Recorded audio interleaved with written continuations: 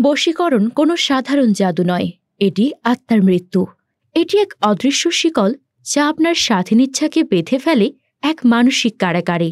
এখানে আপনি নিজের শরীরের একজন দর্শক মাত্র, অসহায়ভাবে দেখতে বাধ্য হন নিজের হাতেই নিজের সর্বনাশ। এটা এমন এক চক্র যেখানে প্রতিটি নিঃশ্বাস নিয়ন্ত্রণ করে কোনো এক অশুভ শক্তি। ওয়াশ লেভেল 2 অন্য সব হরর মুভির মতো নয়, এটি এক বাবার অসহায়ত্বের চরম আখ্যান। 12 বছর ধরে নিজের মেয়েকে এক জীবন্ত পুতুল হয়ে থাকতে দেখার যন্ত্রণা কতটা ভয়াবহ হতে পারে তার এক জলজান্ত চিত্র। কিন্তু যখন সেই পুরনো আতঙ্ক এক নতুন আরও ভয়ঙ্কর রূপে ফিরে আসে এবং গোটা শহরকে গ্রাস করে, তখন একজন বাবা তার প্রতিশোধের জন্য কোন সীমা পর্যন্ত যেতে পারে। আসুন চলে যাই বশীকরণের সেই অন্ধকার জগতে, যেখানে প্রতিটি নিঃশ্বাস মৃত্যুর জানান দেয় আর প্রতিটি নীরবতা এক আসন্ন ঝড়ের পূর্বাভাস। মুভিটা শুরু হয় ওয়াশ পার্ট 1-এর একটি দৃশ্য দিয়ে। ওয়াশ সিনেমার গল্পে দেখানো হয়েছিল প্রতাপ নামের এক ব্যক্তি আর্য নামের এক হাসিখুশি মেয়েকে বশীকরণ করে খুব টর্চার করে। এরপর আর্যর বাবা অথর্ব প্রতাপকে তাদের নিজেদের বাড়িতে বেঁধে রাখে, কিন্তু আর্য ঠিক হয় না। সে তখনও প্রতাপের বশীকরণের প্রভাবে থাকে আর সবসময় একই এক্সপ্রেশন দিয়ে হাসতে থাকে। নিজের মেয়েকে এই অবস্থায় দেখে তার বাবা খুব কষ্ট পায়। সে বুঝতে পারে না কি করবে। সে প্রতিদিন তার মেয়ের চেহারা দেখে দুঃখে দিন কাটায়। এবার সিন বর্তমান, অর্থাৎ 12 বছর পর শিফট হয়। এখানে দুই বোনকে দেখানো হয় তারা খুনসুটি ও হাসিখুশির সাথে তাদের বাবার সঙ্গে স্কুলে যায়। অন্যদিকে আরেকজন স্কুল ছাত্রী স্কুল বাসের জন্য অপেক্ষা করছে। যদিও স্কুলে অনেকেই তাকে বিরক্ত করে, কিন্তু সে কাউকে কিচ্ছু বলে না। সে প্রতিদিন তার মায়ের কাছে এসব বলে কান্নাকাটি করে। আজও সে তার মাকে সবকিছু জানায়, কিন্তু তার মা তাকে সাহস দিয়ে স্কুলে পাঠিয়ে দেয়। অন্যদিকে এমন একজন মেয়েকে দেখানো হয় যে প্রতিদিন স্কুল বাদ দিয়ে মজা করে ঘুরে বেড়ায়। তার বাবা তাকে প্রতিদিন ওয়ার্নিং দিয়ে স্কুলে পাঠায় যাতে সে স্কুলের বাইরে না যায়। তারা সবাই একটি নামকরা গার্লস স্কুলে পড়াশোনা করে। প্রতিদিনের মতো আজও তারা বান্ধবীদের সাথে হাসিখুশিভাবে স্কুলে আসে, খেলাধুলা করে, গান গায় এবং নেচে মজা করে। পরের দৃশ্যে সেই স্কুলের প্রিন্সিপালকে দেখানো হয়। তিনি ছাত্রীদের খুব ভালোবাসেন এবং সবসময় তাদের সাথে আনন্দে থাকেন। কিছুক্ষণ পর সব ছাত্রীরা একসাথে লাঞ্চ করে। তখন সেখানে একটি মেয়ের গায়ে পানি পড়ে গেলে সে ওয়াশরুমে চলে যায়। ছাত্রীদের খাবারটা খুবই ভালো লাগে। তারা কিছুই ফেলে না রেখে সবটা খেয়ে নেয়। খাওয়ার কিছুক্ষণ পর সবাই অদ্ভুত আচরণ করতে শুরু করে। মানে তারা সজ্ঞানে থাকলেও কি করছে তা বুঝতে পারে না। কেউ কেউ ভয় পায়, আবার কেউ এতটাই টেনশনে থাকে যে ঠিকমতো শ্বাসও নিতে পারে না। একটু পর হঠাৎ একটি মেয়ে নিচে পড়ে যায়। কেয়ারটেকার এসে তাকে দেখে, কিন্তু সে কোনো সাড়া দেয় না। ঠিক তখনই একজন অপরিচিত লোক এসে সব ছাত্রীকে উঠে দাঁড়াতে বলে এবং তাদের নাম জিজ্ঞেস করে। সবাই ভয়ে ভয়ে সে যা বলে সেভাবেই দাঁড়িয়ে নিজেদের নাম বলতে থাকে। এরপর লোকটি তাদের সবাইকে বলে যে সে যা বলবে তাদের সেটাই করতে হবে। তারাও বলে, ঠিক আছে আঙ্কেল, আপনি যা বলবেন আমরা তাই করব। লোকটি জিজ্ঞেস করে, তোমাদের সবার কাছে কি ঘড়ি আছে? তারা বলে, হ্যাঁ আঙ্কেল, আছে। পরের দৃশ্যে একজন শিক্ষিকা ক্লাস নিতে ক্লাসরুমে যান, কিন্তু রুমে একজনও ছাত্রী না থাকায় তিনি অবাক হয়ে যান। ঠিক সেই সময়ে বিল্ডিংয়ের ছাদ থেকে কারো পড়ার শব্দ আসে। শিক্ষিকার সাথে সাথে জানালার কাছে গিয়ে দেখেন যে একটি মেয়ে ছাদ থেকে ঝাঁপ দিয়েছে। সে দৌড়ে নিচে চলে যায়, গিয়ে দেখে মেয়েটি আর বেঁচে নেই। এটা দেখে তিনি খুব ভয় পেয়ে জোরে চিৎকার করতে শুরু করেন। তার চিৎকারের শব্দ শুনে সিকিউরিটি গার্ড এসে হতভম্ব হয়ে যায়, কারণ শুধু এই মেয়েটি ছাদ থেকে ঝাঁপ দেয়নি, বরং স্কুলের বিল্ডিংয়ের ছাদে আরও অনেক মেয়ে আত্মহত্যা করার জন্য প্রস্তুত হয়ে দাঁড়িয়ে আছে। সিকিউরিটি গার্ড দৌড়ে প্রিন্সিপাল ম্যাডামের কাছে গিয়ে পুরো ঘটনা জানায়। এটা শুনে ম্যাডাম খুব শকড হন এবং বাইরে এসে মৃত মেয়েটিকে দেখে টেনশনে ভেঙে পড়েন ও কাঁদতে শুরু করেন। তখনই ছাদে অনেকগুলো মেয়েদের দেখা যায়। তাদের সবাইকে দেখে ম্যাডাম বলেন, নিচে নেমে এসো, কিন্তু কেউ শোনে না। তারা সবাই কাঁদতে কাঁদতে বলে, ম্যাডাম আমরা মরতে চাই না, আমাদের স্পর্শ না করে কোনোভাবে বাঁচান। ম্যাডাম বলেন, ঠিক আছে, তোমরা আগে নিচে নামো। কিন্তু ছাত্রীরা তার ডাকে সাড়া দেয় না। মেয়েরা বলে, আপনি যদি আমাদের বাঁচানোর চেষ্টা করেন তাহলে আমরা এখান থেকেই লাফ দিয়ে মরে যাব। তবে তারা এটাও বলে, আমরা মরতে চাই না, আমরা তো শুধু সেটাই করছি যা ওই আঙ্কেল বলেছে। তখন প্রিন্সিপাল ম্যাডাম জিজ্ঞেস করে, কোন আঙ্কেল? এরপর অনুরোধ করে বলে, প্লিজ তোমরা সবাই নিচে নেমে এসো। কিন্তু তবুও কেউ শোনে না। তখনই একজন সিকিউরিটি গার্ড একটি মেয়ের পা ধরে তাকে পেছনে টেনে আনতে চায়, কিন্তু তখনই মেয়েটি নিচে ঝাঁপ দিয়ে পড়ে মারা যায়। তার পাশে দাঁড়ানো আরেকটি মেয়েও একইভাবে লাফ দিয়ে মরে যায়। এদিকে উপস্থিত ছাত্রীদের ঘড়ির সময় শেষ হয়ে যায় এবং তারা সবাই একসাথে লাফ দিয়ে মারা যায়। লাফ দেওয়ার আগে তারা ম্যাডামকে বলে, ম্যাডাম আমরা মরতে চাই না, কিন্তু আমাদের মরতে হবে। পরের দৃশ্যে আমরা আর্যর বাবা অথর্বকে দেখতে পাই। তার মেয়ে গত 12 বছর ধরে বশীকরণের জন্য এই একই এক্সপ্রেশন দিয়ে হাসছে। তার বাবা প্রতিদিন তাকে খাইয়ে দেয় এই ভেবে যে হয়তো আজ সে স্বাভাবিক হয়ে যাবে, কিন্তু সে গত 12 বছর ধরেই অপেক্ষা করছে, কারণ আর্য এখনও ঠিক আগের মতোই আছে। যেমনটা আমরা আগের পার্টে দেখেছিলাম, প্রতাপকে শাস্তিস্বরূপ চা পাতা খেতে দেওয়া হতো। একইভাবে এই পার্টেও একই ব্যাপার ঘটে। তবে বাড়িতে চা পাতা শেষ হয়ে গেছে, তাই সে দোকানে গিয়ে 3টি চায়ের প্যাকেট কিনতে যায়। তখনই দোকানের টিভিতে খবর দেখে যে হঠাৎ করে নামকরা এক বিদ্যালয়ের ছাত্রীরা সুইসাইড করছে। এই খবর দেখা মাত্র অথর্ব সবকিছু আন্দাজ করে ফেলে যে এটা স্বাভাবিক সুইসাইড না, নিশ্চয়ই কেউ ছাত্রীদের বশীকরণ করেছে। অথর্ব সাথে সাথে বাড়ি যায় এবং বন্দি করে রাখা প্রতাপের কাছে গিয়ে জিজ্ঞেস করে, প্রতাপ তুমি যে বশীকরণ বিদ্যা জানো সেটা আর কতজন জানে? কিন্তু প্রতাপ কিছু না বলে শুধু হাসতে থাকে। যখন অথর্ব খুব রাগান্বিত হয়ে জিজ্ঞেস করে, তখন সে বলে, হ্যাঁ আমি ওই বশীকরণকারীকে চিনি। কিন্তু সে এই কথাটা মুখ দিয়ে বলে না, বরং চোখের ইশারায় জানায়। সত্যটা জানার পর অথর্ব সেই লোকটিকে খুঁজে বের করার সিদ্ধান্ত নেয়। অন্যদিকে স্কুলের কাছে ছাত্রীদের বাবা মায়ের এসে হট্টগোল শুরু করে, কিন্তু প্রিন্সিপাল ম্যাডাম তাদের সবাইকে বাইরে থাকতে বলে। ততক্ষণে ছাত্রীদের হঠাৎ আত্মহত্যার কারণে খবরটি খুব ভাইরাল হয়ে যায়। সাথে সাথে পুলিশ এসে তদন্ত শুরু করে। তাদের মধ্যে কেবল একটি মেয়েই স্বাভাবিক ছিল, কারণ ওই যে ড্রেসে পানি পড়ে যাওয়ার কারণে সে ওয়াশরুমে গিয়েছিল। আর যখন সে দেখে যে অনেক ছাত্রী ভয়ে কাঁদছে, তাই সে ভয় পেয়ে যায় এবং ওই বাথরুমেই বসে কাঁদতে থাকে। সে যা যা দেখেছে সবকিছু পুলিশকে জানিয়ে দেয়। তখন একজন ইন্সপেক্টর এসে বলে, দেখো মা, ছাত্রীরা মরার আগে একজন আঙ্কেলের কথা বলছিল, তুমি কি সেই আঙ্কেল সম্পর্কে কিছু জানো? সে বলে, না স্যার, আমি ওই আঙ্কেলকে চিনি না। ইন্সপেক্টর বশীকরণে আটকে পড়া ছাত্রীদের সাথে কথা বলার কথা ভাবে। তখন একটি মেয়ে খুব ভয় পেয়ে ইন্সপেক্টরের সামনে আসে এবং বলে, স্যার আঙ্কেল আপনাকে একটি মেসেজ দিতে বলেছে, আপনারা সবাই মিলে প্রতাপ আঙ্কেলকে খুঁজুন। ইন্সপেক্টর জিজ্ঞেস করে, তোমাকে এই তথ্য কে দিয়েছে, আর এই প্রতাপ আঙ্কেল কে? তুমি কি তাকে দেখেছ? সে বলে, না স্যার, আমি আঙ্কেলের নাম বলতে পারবো না, কিন্তু আপনারা তাড়াতাড়ি প্রতাপ আঙ্কেলকে খুঁজুন, না হলে আঙ্কেল আরো ভয়ঙ্কর কিছু হবে। এখন তো মাত্র কয়েকজন মেয়ে মারা গেছে, সামনে আরো অনেক মেয়ের জীবন বিপদে আছে। এরপর সে অন্য ছাত্রীদের কাছে আসে এবং বলে, শোনো তোমরা, আঙ্কেল আমাকে যা বলেছিল আমি তাই করেছি, এবার তোমাদের যা করতে বলেছে তাই করো। এটা শুনে সাথে সাথেই ছাত্রীরা রাক্ষসের মতো আচরণ করতে শুরু করে এবং ইন্সপেক্টর, প্রিন্সিপাল ম্যাডাম সহ বাকি সবাইকে মারতে মারতে স্কুল থেকে বের করে দেয়। এদিকে প্রিন্সিপাল ম্যাডাম রান্নাঘরে দুজন কেয়ারটেকারের লাশ দেখে আরও বেশি ভেঙে পড়েন। তিনি বুঝতেই পারছেন না স্কুলে আসলে হচ্ছেটা কি। বাইরে বেরিয়ে আসা ছাত্রীরা রাস্তায় যাকে দেখতে পায় তাকে প্রচণ্ড মারধর করে, এমনকি তারা নিজেদের বাবা মাকেও ছাড়ে না। শুধু তাই নয়, তাদের মেরে স্কুল থেকে তাড়িয়ে দেয়। একজন ছাত্রী একটি বাসে উঠে পড়ে এবং ড্রাইভারকে মেরে বাসটি উল্টাপাল্টা চালাতে থাকে। কিছু ছাত্রী রাস্তার পাশের একটি হোটেলে ঢুকে সেখানে সবাইকে মেরে ফেলে, আর কিছু রাস্তায় এসে মানুষদের কামড়ে মেরে ফেলতে থাকে।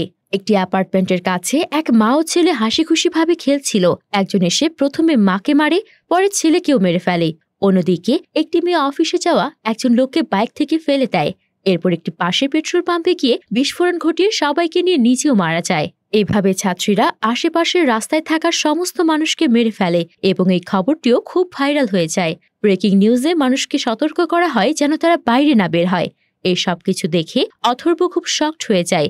সে সাথে সাথে একটি দোকানে যায় এবং কিছু বাক্স কিনে এনে বাড়িতে নিয়ে আসে। বাড়িতে পৌঁছাতেই নিউজে প্রতাপের কথা বলা হয়। সেখানে জানানো হয় যে সব ছাত্রীরা প্রতাপ আঙ্কেলের জন্যই এমন করছে। টিভিতে প্রতাপের নাম শুনে অথর্ব আবার চমকে ওঠে। সে দ্রুত প্রতাপের কাছে যায়, তাকে শেকল দিয়ে বেঁধে দেয় যাতে সে চিৎকার করতে না পারে এবং স্কুলের দিকে রওনা দেয়। এদিকে স্কুলে একজন বাবা তার মেয়েকে ধরে বাড়িতে নিয়ে যেতে চায়, কিন্তু মেয়েটি তার বাবাকে মারে এবং কাঁদতে কাঁদতে বলে যে সে বাড়ি যাবে না। তখন ইন্সপেক্টর এসে সব বাবা মাকে ওয়ার্নিং দিয়ে সন্তানদের সাথে স্বাভাবিক থাকতে বলে। তখন একটি মেয়ে এসে বলে, স্যার 5 মিনিটের মধ্যে প্রতাপ আঙ্কেলকে খুঁজুন, না হলে 5 মিনিট পর খুব ভয়ঙ্কর ঘটনা ঘটবে। তখনই অথর্ব সেই মেয়েটির কাছে আসে এবং বলে, প্রতাপ আমার কাছে আছে, আমি তাকে বাঁচিয়ে রেখেছি। এইসব দেখে ইন্সপেক্টরের রাগ হয়। সে বলে, এখানে কি হচ্ছে, আপনি কে, আর এই আঙ্কেলটাই বা কে যার কথাই ছাত্রীরা বলছে? আমি কিছুই বুঝতে পারছি না। অথর্ব বলে, দেখুন ইন্সপেক্টর সাহেব, এখানে সব মেয়ের উপর কেউ একজন বশীকরণ করেছে। যে বশীকরণ করেছে তা কোনো সাধারণ মানুষ নয়, সে আসলে মানুষের রূপে একটা রাক্ষস। সে ছাত্রীদের দিয়ে এসব করিয়ে মানসিক আনন্দ পায়। আমরা এই ছাত্রীদের কিছুই করতে পারবো না। যদি আমরা তাদের ধরতে চাই তাহলে তারা আমাদের মেরে ফেলবে অথবা নিজেরা মরে যাবে। যদি আমরা তাদের ধরে হাসপাতালেও নিয়ে যাই তাতে কোনো লাভ হবে না। অথর্বের সব কথা শোনার পর ইন্সপেক্টরের রাগ হয়। সে জিজ্ঞেস করে, আপনি কি আমাদের সবাইকে ভয় দেখাতে এসেছেন? অথর্ব বলে, না স্যার, আমি আপনাকে ভয় দেখাতে আসিনি। আমি শুধু এটা বলছি যে বশীকরণে আটকে পড়া ছাত্রীদের কেউ বাঁচাতে পারবে না। এরপর প্রিন্সিপাল ম্যাডাম এসে অথর্বের কাছে প্রতাপের ব্যাপারে জানতে চায়। তখন অথর্ব বলে, এই ছাত্রীরা যাকে খুঁজছে সেই প্রতাপ আমার কাছে জ্যান্ত আছে। সেও একটা রাক্ষস। যেহেতু সকাল থেকে এমন হচ্ছে তাই আমি নিশ্চিত যে সে এখানেই কোথাও আছে। এরপর অথর্ব তাকে আশেপাশে খুঁজতে শুরু করে। তখনই ছাত্রীদের ওপর বশীকরণ করা সেই আঙ্কেলকে দেখা যায়। সে ছাত্রীদের পাশে একটি কোণায় বসেছিল। আসলে সে আর কেউ নয়, প্রতাপের ছোট ভাই রাজা। সে বাইরে এসে বলে যে যা কিছু হয়েছে সবকিছুর কারণ সে।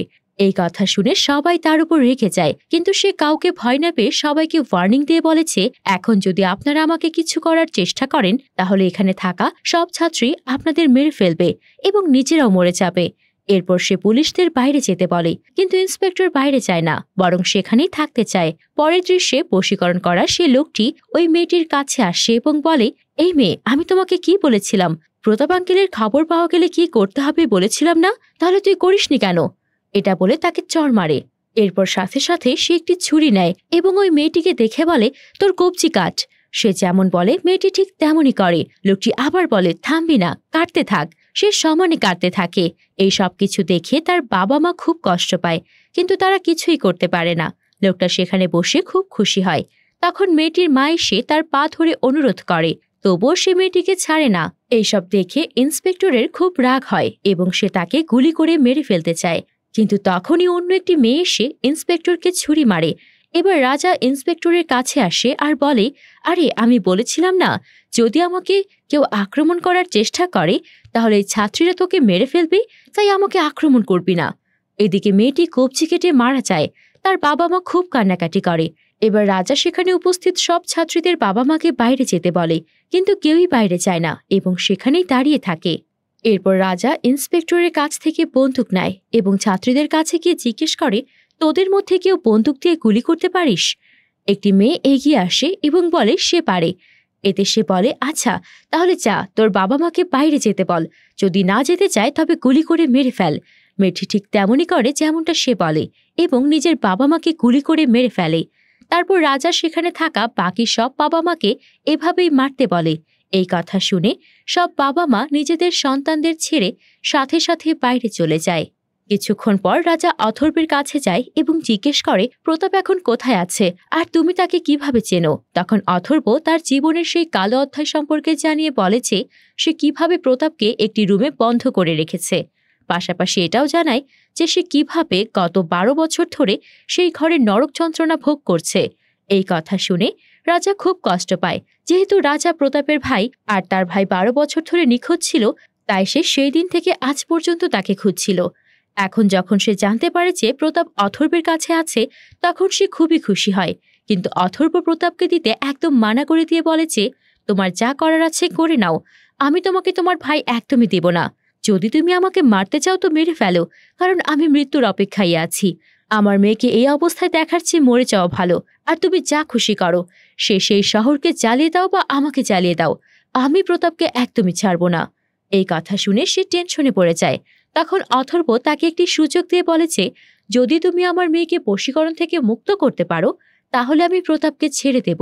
এদিকে যখন তারা দুজন কথা বলতে থাকে তখন একটি মেয়ে হাঁচি দেয়। এটা দেখে রাজা খুব রেগে যায় এবং সে মেয়েটিকে শ্বাস নেওয়া বন্ধ করতে বলে। মেয়েটি সে যেমন বলে তেমনই করে এবং শ্বাস নেওয়া বন্ধ করে দেয়। কিছুক্ষণ পর মেয়েটি সেখানেই মারা যায়। তবু অথর্বের মন গলে না। সে শুধু তার মেয়ের জন্য বেঁচে আছে, তাই কতজন মেয়ে মরছে তাতে তার কিচ্ছু যায় আসে না। সে দ্রুত সে রাজার কাছে আসে এবং বলে, তোমার ভাইও এভাবেই মরবে, আর বাড়ি যেতে নেয়। কিন্তু লোকটি অথর্বকে সাহায্য করতে রাজি হয়ে যায়। সেই সাথে সাথে স্কুলের প্রিন্সিপালকে ডাকে এবং দুটো স্কুল বাসের ব্যবস্থা করতে বলে। প্রিন্সিপাল সে যা বলে তাই করে। এবার রাজা ছাত্রীদের নিয়ে বাসে করে অথর্বের বাড়ির দিকে যায়। রাস্তায় একটি মেয়ে একটি ছেলেকে পাথর দিয়ে মেরে ফেলে। সাথে সাথে রাজা সেই মেয়েটিকে ডেকে বাসে উঠতে বলে, কিন্তু মেয়েটি খুব ভয় পায় এবং বাসে না উঠেই চলে যায়। বাসে যেতে যেতে অথর্ব তাকে কিছু প্রশ্ন করে যে 12 বছর পর তুমি তোমার ভাইকে খুঁজতে কেন এসেছো। সে জানায় যে ছোটবেলা থেকে সে তার ভাই প্রতাপকে খুব ভালোবাসত, তাই যখন থেকে তার ভাই নিখোঁজ হয়েছে তখন থেকেই সে তাকে খুঁজছে। প্রতাপ আগেও একবার এভাবেই নিখোঁজ হয়েছিল, কিন্তু আবার ফিরেও আসে। সে ভেবেছিল প্রতাপ হয়তো মন্ত্র শেখার জন্য গিয়েছে। এরপর সে দ্রুত প্রতাপের বাড়ি গিয়ে তাকে খোঁজে, কিন্তু পায় না। এতে সে খুব হতাশ হয়ে যায়। তাই সে এমন ছোট ছোট ছাত্রীদের উপর বশীকরণ করে, কারণ সে আর কোনো রাস্তা দেখতে পায় না, তাই তাকে এমন করতে হয়। এরই মাঝে বাসে যেতে যেতে সে আবার একটি মেয়েকে নিচে লাফ দিয়ে মরতে বলে। মেয়েটিও সে যেমনই বলে তেমনই করে এবং নিচে লাফ দিয়ে মরে যায়। এসব দেখে অথর্ব বলে, তুমি আর তোমার ভাই মিলে এতগুলো মেয়ের উপর বশীকরণ কেন করো? তখন সে সত্যিটা বলে যে আমাদের মেয়েদের উপর বশীকরণ করতে খুব ভালো লাগে, কারণ ওরা সেটাই করে যা আমরা বলি। আমরা ওদের যা কিছু করতে বলি ওরা করে। যদি আমরা ওদের মরতে বলি ওরা মরে যায়। যে কোনো কাজ ওরা করে, তাই আমরা ওদের খেলনা বানিয়ে খেলতে পারি। কিছুক্ষণ পর তারা অথর্বের বাড়িতে পৌঁছে যায়। এবার রাজা কিছু ছাত্রীকে বাইরে সিকিউরিটি হিসেবে রাখে আর কিছু ছাত্রীকে নিয়ে ভেতরে চলে যায়। অথর্ব উপরে যাওয়ার সময় তার ঘড়িতে কিছু একটা অন করে। রাজা উপরে গিয়ে আর্যকে দেখে, কিন্তু তার ভাই প্রতাপ সেই ঘরে নেই। কারণ জিজ্ঞেস করলে অথর্ব বলে যে সে আর্যকে স্বাভাবিক করার পরেই প্রতাপকে দেখাবে। রাজা বলে, আমি আমার ভাইকে দেখার পরেই তোমার মেয়েকে বশীকরণ থেকে মুক্ত করব, ঠিক আছে? তখন অথর্ব রাজি হয় এবং বেঁধে রাখা প্রতাপকে দেখায়। প্রতাপকে দেখে রাজার খুব রাগ হয়, কারণ তাকে খুব খারাপভাবে বেঁধে রাখা হয়েছে। তবুও সেটা জেনে একটু শান্ত হয় যে তার ভাই বেঁচে আছে। সে অথর্বকে দেওয়া কথা অনুযায়ী আর্যকে স্বাভাবিক করার চেষ্টা করে। সে আর্যর মুখ দেখে খুব অবাক হয়ে যায়, কারণ আর্য 12 বছর ধরে হাসছে। সে তাকে স্বাভাবিক করার চেষ্টা করে এবং বলে, দেখো অথর্ব, আমার ভাই কি তোমাকে কিছু দিয়েছিল? অথর্ব বলে, না, কিছু দেয়নি। সে বলে, না, ভালো করে মনে করো, সে নিশ্চয়ই কিছু দিয়েছিল। অথর্ব অনেকক্ষণ ধরে ভাবে, এরপর বলে, হ্যাঁ, 12 বছর আগে যখন আমি আমার পরিবারের সাথে বাইরে গিয়েছিলাম তখন তোমার ভাইয়ের সাথে দেখা হয়েছিল। আমরা চা খাচ্ছিলাম আর আমার কাছে খুচরা ছিল না। সে আমাকে 10 টাকা দিয়েছিল। তখন রাজা বলে যে তাহলে এক্ষুনি গিয়ে 10 টাকা নিয়ে এসো আর আমার ভাইকে দাও। ওই 10 টাকাই তোমার মেয়ের বন্ধনের কারণ। ঋণ শোধ না করা পর্যন্ত এই বশীকরণ ভাঙবে না। কিন্তু অথর্বের কাছে তখন 10 টাকা ছিল না। সে দ্রুত ঘরে ব্যাংকে রাখা 10 টাকা বের করে প্রতাপের হাতে রেখে বলে, এই নাও, 12 বছর আগে তুমি আমাকে যে 10 টাকা দিয়েছিলে তা তোমায় ফিরিয়ে দিলাম। এরপর সে রাজার কাছে গিয়ে বলে, দেখো, আমি সেটাই করেছি যা তুমি বলেছিলে। 10 টাকা ফেরত দিয়েছি। এবার আমার মেয়েকে স্বাভাবিক করো। রাজা বলে, দেখো অথর্ব, যেই মুহূর্তে তুমি 10 টাকা ফেরত দিলে তোমার মেয়ে স্বাভাবিক হয়ে গেছে। এই কথা শুনে অথর্ব খুব খুশি হয় এবং মেয়ের কাছে গিয়ে খুব কাঁদতে থাকে। কিছুক্ষণ পর আর্য সত্যি সত্যি স্বাভাবিক হয়ে যায়। তার চোখ ঠোঁট নড়তে শুরু করে।